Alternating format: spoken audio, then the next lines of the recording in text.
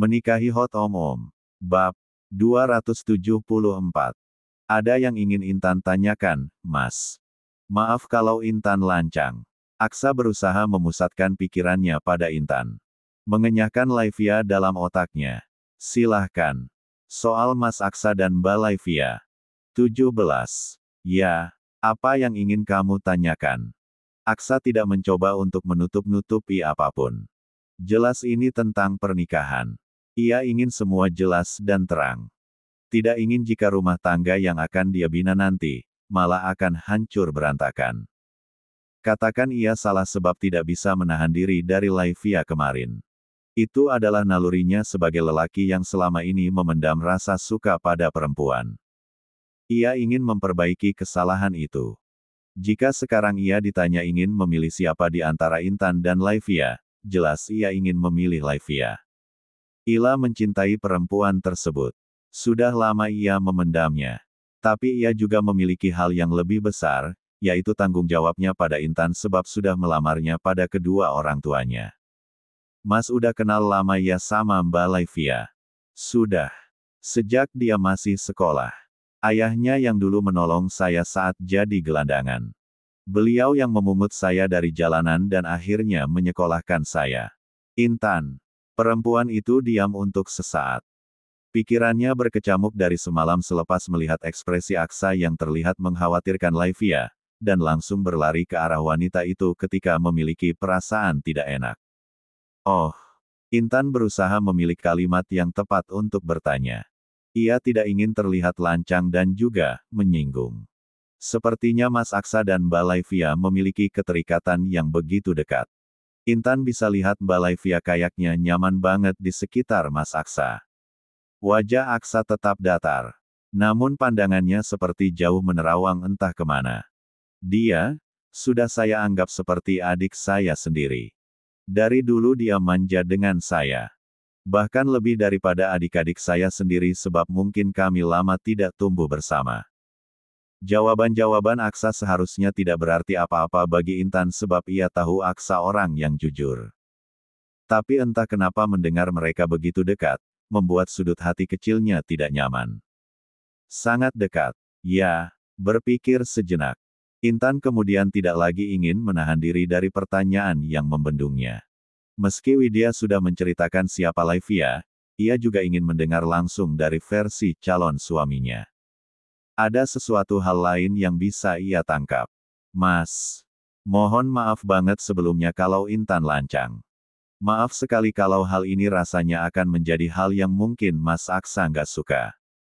Tapi, sebaiknya Intan sampaikan daripada menjadi sesuatu yang mengganjal di hati, Mas. Aksa sudah mulai merasakan kewaspadaan dalam diri Intan. Seolah ia tahu apa yang akan gadis itu katana. Katakan, Intan. Boleh, kalau Intan minta, calon suami Intan ini nggak terlalu dekat lagi dengan perempuan yang beliau anggap adik.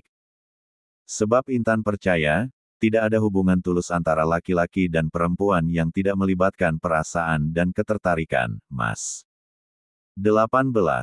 Seperti yang Mas tahu saja. Hubungan persahabatan Intan dengan Prima saja, menimbulkan kesalahpahaman. Padahal Intan udah sangat menjaga jarak dengan beliau. Intan hanya tidak ingin ke depan hal ini menjadi masalah, Mas. Tidak ada suara. Aksa menyesap rokoknya lalu menekan batang rokok itu ke asbak. Kamu ingin saya menjauhi Laivia? Langsung pada intinya ucapan Aksa. Tepat sasaran. Intan mengangguk. Iya, Mas. Kalau Mas Aksa berkenan. Intan ingin Mas melakukan hal itu agar hubungan kita ke depan tidak dimasuki orang ketiga.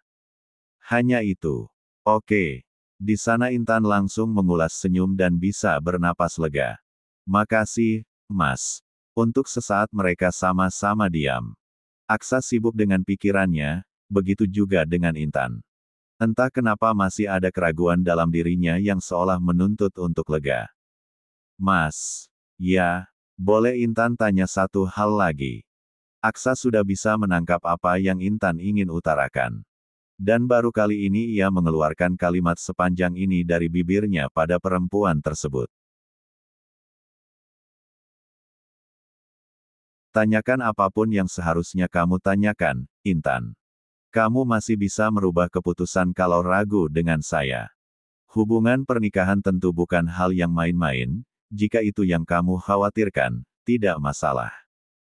Katakan apa yang kamu pikirkan.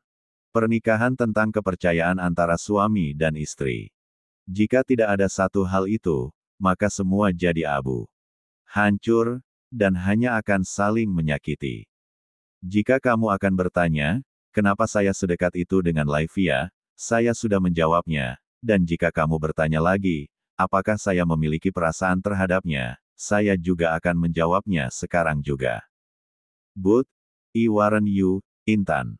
Sebaiknya kamu tidak mencari tahu hal yang seharusnya tidak perlu kamu tahu.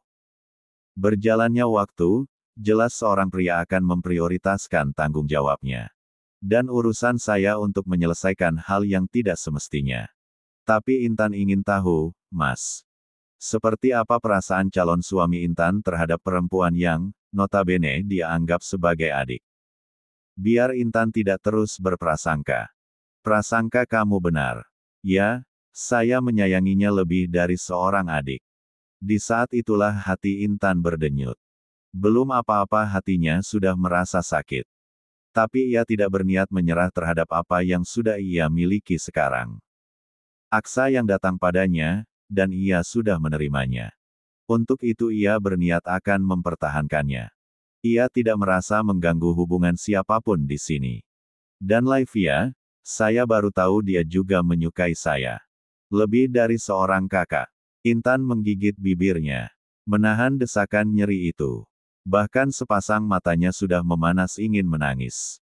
Ia bukan perempuan sekuat baja yang bisa biasa saja mendengar calon suaminya ternyata menyimpan perasaan terhadap wanita lain.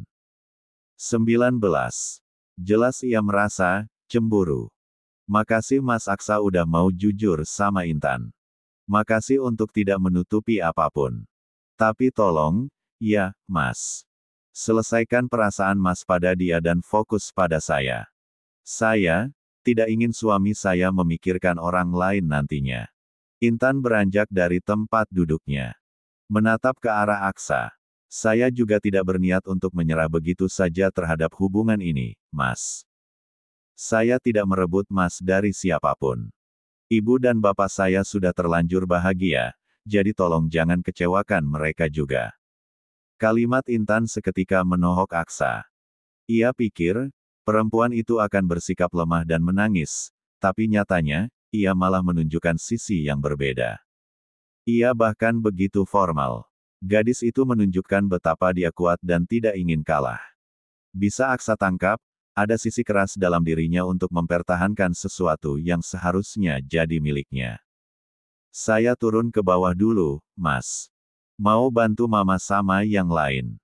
Ya, Intan sudah tidak sungkan lagi memanggil Anggun dengan sebutan Mama sebab calon mertuanya itu sendiri yang memintanya. Liv, udah seharian kamu nggak makan. Dari kemarin, lo, nak. Ayo, isi perut kamu dulu. Anggi, berusaha keras untuk membujuk putrinya agar makan. Tapi sepertinya itu sama sekali tidak berminat. Laivia nggak lapar, Ma. Sorry. Padahal Mama pengen ajak kamu ke acara 7 bulanannya Widya, Liv. Tapi ya udah kalau kamu nggak mau. Laivia langsung menyibak selimut yang menutupi seluruh tubuhnya. Ia segera duduk dan bersandar di kepala ranjang tempat tidurnya. Laivia mau, Ma. La tidak bisa menahan diri lagi untuk melihat Aksa. Ya, setidaknya ia ingin bertemu dengan pria itu untuk melepaskan rasa rindunya yang begitu mencekam. Ia ingin melegakan dadanya yang sesak. Ya udah. Makan dulu. Mama suapin. Oke. 20. Mah, ucap Laivia yang saat ini sudah siap dengan dandanan sederhananya. Anggi menatap sang putri yang duduk di depan meja rias dan menatap gadis yang sudah dewasa itu lewat pantulan cermin. Kamu cantik banget, Liv. Kamu, kesayangan Mama. Laivia tersenyum kecut. Anggi pindah posisi berdiri di depan putrinya itu.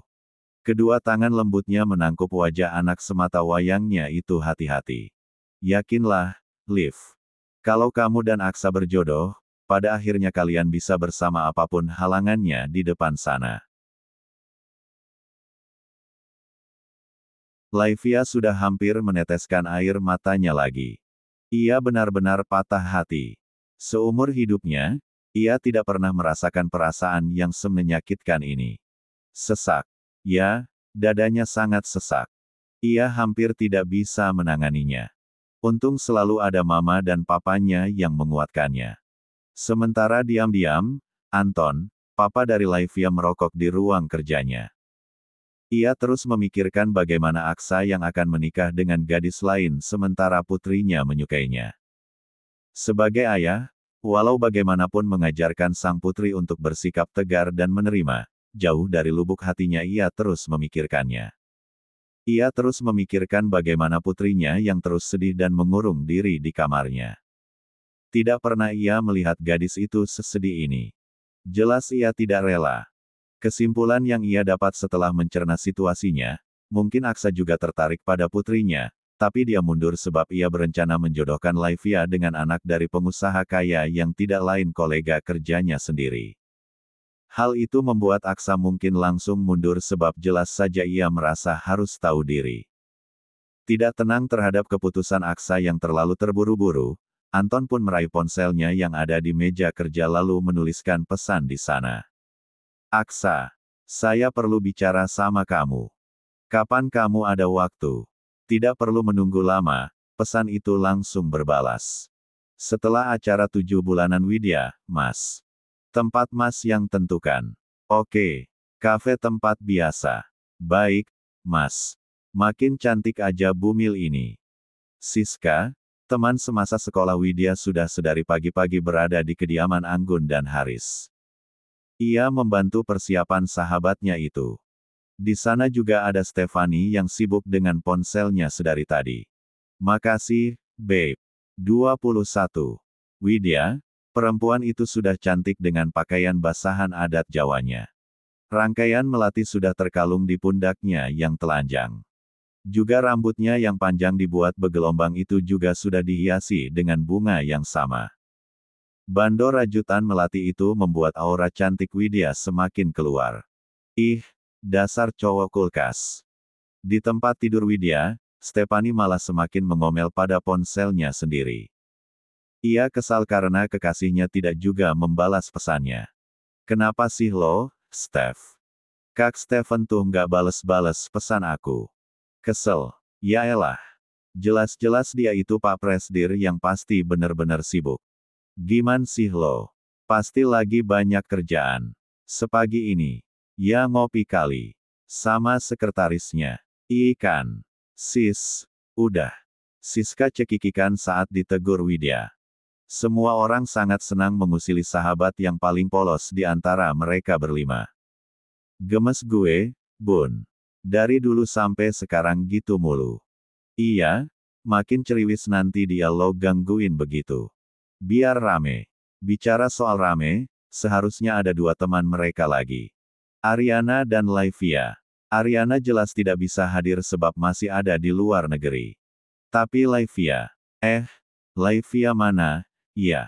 Kok belum datang? Di jalan, tadi ngabarin gue. Stefani yang membalas ketus. Jutek. Biarin. Tidak lama setelah itu, Laivia muncul di ambang pintu. Gadis cantik dengan dandanan sederhana namun anggun itu masuk ke dalam kamar Widya setelah meminta izin. Stefani yang melihatnya langsung melompat untuk memeluk sahabatnya tersebut. Laivi, kangen. Cantik banget si Princess hari ini. Laivia yang biasanya akan protes ketika Stefani bergelayut manja dengannya hanya diam dan mengulas senyum tipis. Sikap gadis itu kali ini berbeda. Steph. Kok kalem? Stefani yang biasa dengan sikap rame Laivia mendadak merasa aneh. Siska yang juga merasakan hal yang sama juga merasa aneh. 22. Are you okay, babe? Siska yang peka langsung menangkup wajah Laivia yang tampak sembab. Bagaimanapun riasan itu mencoba menutupi kesedihan Laivia, tapi para sahabatnya tetap bisa menangkapnya. Lo abis nangis. Laivia menipiskan bibirnya. La mencoba menahan gejolak rasa sedih dalam dadanya. Tadi ia berpapasan dengan Aksa di depan untuk menerima tamu. Lelaki itu begitu dingin bahkan tidak menatap ke arahnya. Padahal, kemarin mereka habis berciuman. Bolehkan ia marah pada lelaki itu? Bolehkah ia protes? Dulu Aksa adalah orang yang selalu ia tuju, tapi kini, lelaki itu adalah orang yang paling ia hindari. Rasanya sangat menyakitkan melihat ekspresinya yang seolah tidak peduli. Sedangkan ketika berbicara dengan wanita itu, calon istrinya, ia bahkan memberikan senyumannya. Demi apapun ia merasa tidak rela. Enggak kok. Bohong. Ih, kenapa sayangnya gue sedih? Cerita dong. Laivia menghela napasnya. Mencoba untuk mengendalikan dirinya. Ia benar-benar tidak ingin merusak suasana. Beneran. Gue nggak apa-apa, kok. Cuma abis nonton drakor. Sedih banget. Bong. Widya sengaja membiarkan temannya itu untuk beberapa saat, lalu melangkah untuk memeluknya. Demi apapun, pelukan Widya malah melumpuhkan pertahanan Laivia. Bagaimana tidak, ia patah hati oleh sebab kakak dari sahabatnya ini. Matanya yang begitu memerah itu kini menitikan air mata. Dan di sanalah akhirnya Laivia menangis. Ditambah pelukan Stefani dan Siska yang menyusul. Membuatnya malah jadi sesenggukan. Ya udah nangis aja. Nangis sampai lo lega, babe. Nggak usah cerita-cerita dulu. Adegan itu tak luput dari perhatian Anggun yang akan memanggil Widya untuk memberitahu jika acara akan dimulai. Tapi semuanya terhenti. Ia membiarkan Putri dan para sahabatnya itu menguatkan satu sama lain. Maafin gue, ya, Liv. Gue nggak bisa bantu lo apa-apa. Beneran gue nggak bisa ikut campur dalam masalah ini. Ino, lo nggak perlu lakuin apa-apa, Bun. Perasaan gue yang salah. Harusnya gue nggak jatuh cinta sama dia. Gue lagi usahain buat hapus dia di hati gue. Di sana, juga ada Intan yang menyusul Anggun sebab calon ibu mertuanya itu tidak kunjung membawa Widya keluar. Ia melihat kejadian dramatis tersebut. Ma, keluarga besar Mas Mahesa udah pada datang. Intan disuruh papa buat panggil mama sama Widya. Akhirnya Intan menyentuh pundak Anggun dan memberitahu wanita itu tentang situasi di luar. Oh, tunggu sebentar Intan. 23. Menyadari ada yang memperhatikan, Widya dan juga teman-temannya mengurai pelukan mereka. Laivia langsung mengalihkan pandangannya. Tidak ingin memperlihatkan kesedihannya di depan semua orang. Bun, izin pakai kamar mandi lo. Iya, Liv. Laivia ke kamar mandi Widya untuk membenahi penampilannya, sedangkan Widya dan dua temannya yang lain mengantar Widya ke depan untuk ritual 7 bulanan yang akan segera dimulai. Laivia meminta dua sahabatnya itu mengikuti Widya dan meninggalkan ia sendiri saja. Para sahabatnya tahu gadis itu meminta privasi. Di dalam sana, Laivia yang selalu mimisan jika terlalu kelelahan atau banyak pikirannya mulai memegangi keningnya yang terasa pusing. Darah itu mulai menetes dari hidungnya ketika ia keluar dari kamar mandi. Tapi ia mencoba untuk tidak pingsan. Aksa, tolong ambilkan ronce melati di kamar Widya. Yang ada di box putih samping tempat tidur. Semua orang sedang sibuk, Aksa yang dipercaya ibunya untuk mengambil sesuatu dari dalam kamar adiknya. Anggun bahkan tidak menyadari masih ada Laivia di dalam sana.